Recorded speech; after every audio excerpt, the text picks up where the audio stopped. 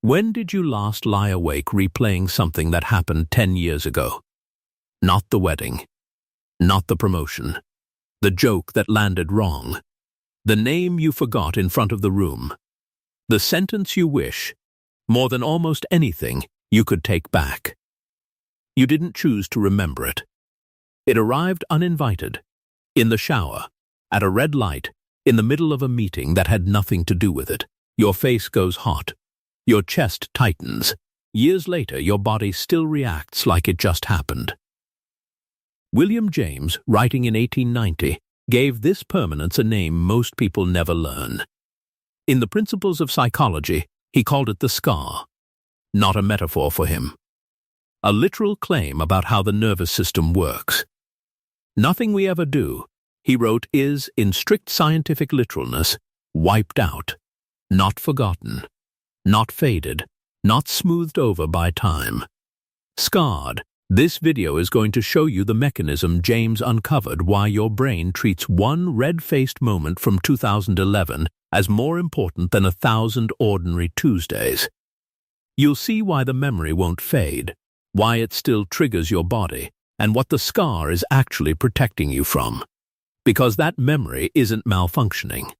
It's finishing a job it was built to do. You think of this as a glitch of memory that should have faded by now, but didn't. James would tell you it isn't a glitch. It's a record. In the Principles of Psychology, James argued that experience doesn't pass through us evenly. Every act, he wrote, leaves its never-so-little scar on the nervous system, a physical trace, not just a mental one. Most days leave nothing behind because nothing about them demanded it. An embarrassing moment is different. It arrives with enough force to leave a mark that ordinary time doesn't erase.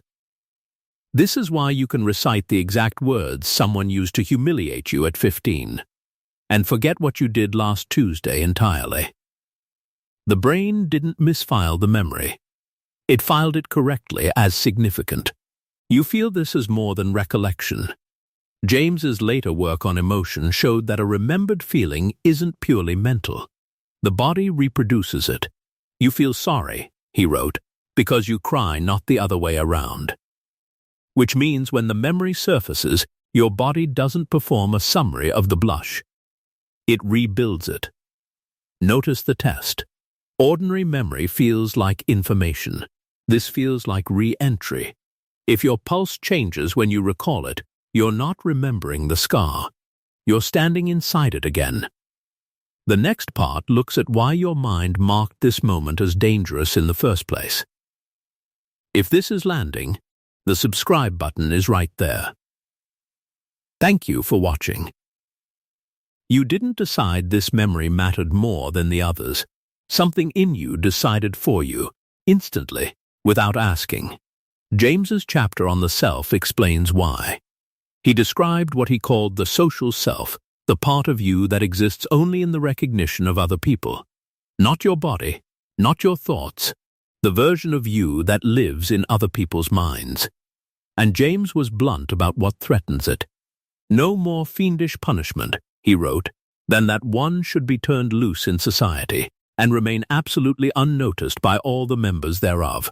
Being laughed at is not the opposite of that fear. It is a direct hit-on-it proof, in that instant, that your social self has failed in front of witnesses.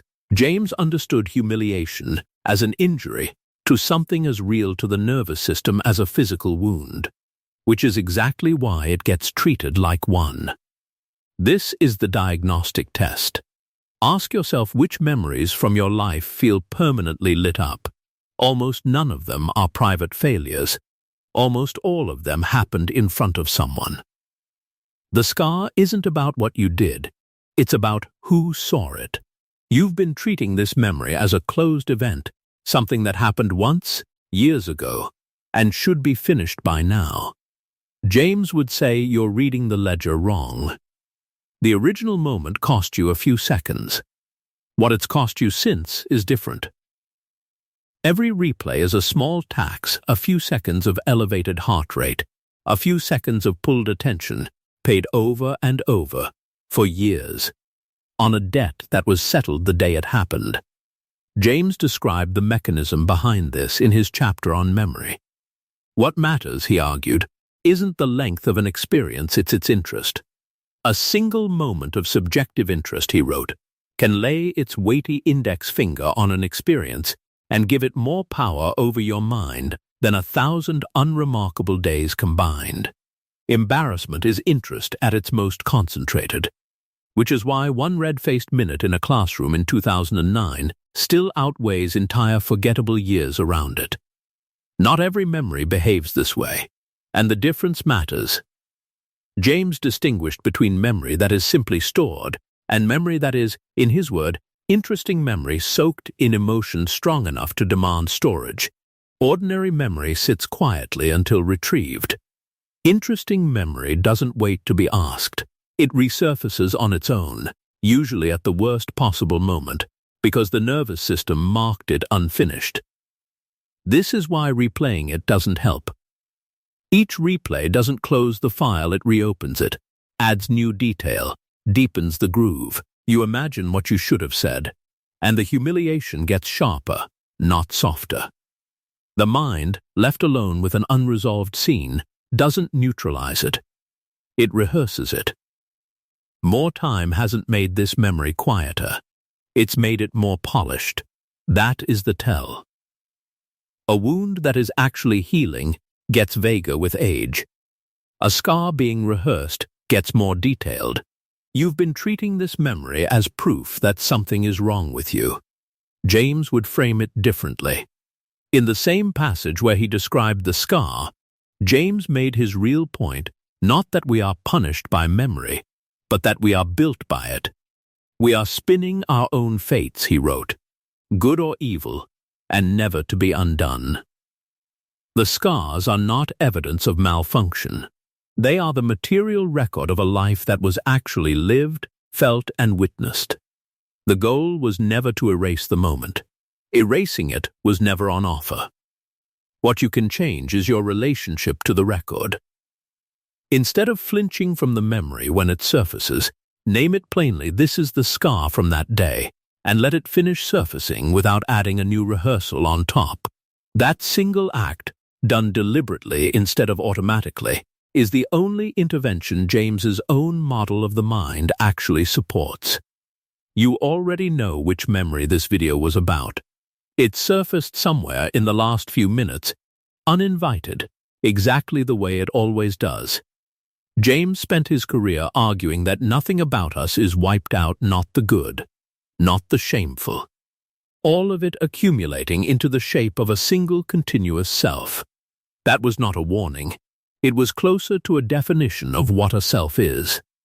You know the moment. You know it still runs hot when it surfaces. You know it has outlasted people, jobs, whole cities you've since left. That is not proof you are broken. It is proof you were paying attention when it happened, which is the only reason anything leaves a mark at all. The scar is not the wound reopening. It is the record still holding.